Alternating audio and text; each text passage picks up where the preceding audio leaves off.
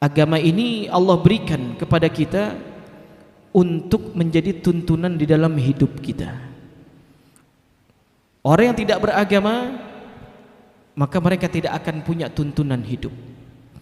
Karena yang namanya agama ini menuntun hidup kita agar menjadi sebuah kehidupan yang baik.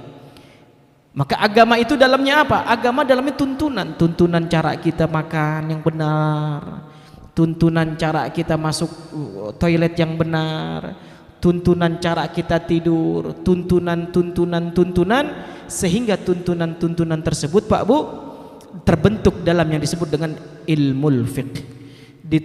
Terbentuk dalam yang disebut dengan ilmu fikih. Caranya sholat bagaimana, tuntunan sholat yang benar bagaimana, caranya sujud yang benar bagaimana, harus ada berapa anggota sujud tatkala kita sujud yang menempel dengan bumi.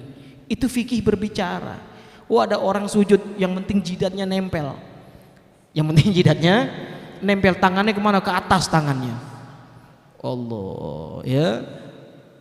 Padahal Nabi sudah bilang di dalam sabdanya menuntun kita yang namanya sujud, ya kan? Yang namanya sujud ala sab'ati a'dha, kata Nabi, as-sujudu ala sab'atil a'dha. Sujud itu terletak pada 7 anggota tubuh yang harus menempel ke bumi. Yang pertama apa? Jidat.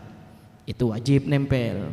Artinya gimana? Tuntunan sujud yang benar tatkala Nabi bilang jidat harus nempel, kening harus nempel ke bumi, berarti jangan sampai ada penghalang daripada kening yang menempel kepada bumi. Ya Bu, ibu sholat pakai mukena.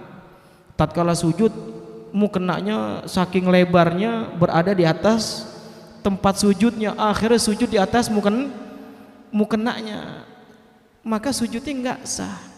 Karena sujudnya tidak langsung menempel ke atas bumi, ada penghalang.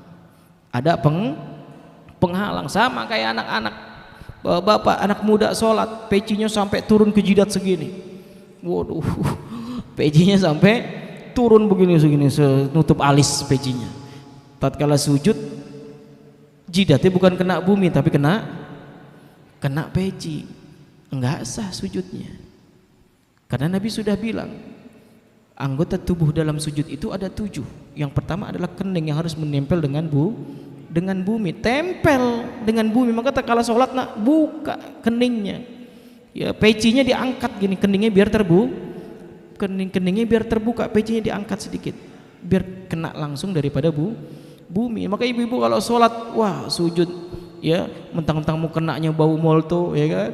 Waduh, tatkala sujud dilebarin mukenanya, sujud di atas mukena, wah wangi enak. Ya Pak Bu ya, ibu tatkala sujud wangi enak, bau molto katanya. Baunya enak tapi sujudnya tidak sah karena kening tidak kena kening nggak kena bumi. Pertama harus sujud kena daripada kening langsung mengenai bumi. Yang kedua ada 2 telapak tangan, 1, 2, 3, 2 lutut, 3, ya 4, 5, dan jari-jari menekan kepada bumi, 6 tuh jari-jari kaki ada 6, 7. Itu yang disebut dengan 7 anggota sujud. Ya, 2 kaki, 2 lutut, 2 telapak tangan dan 1 kening.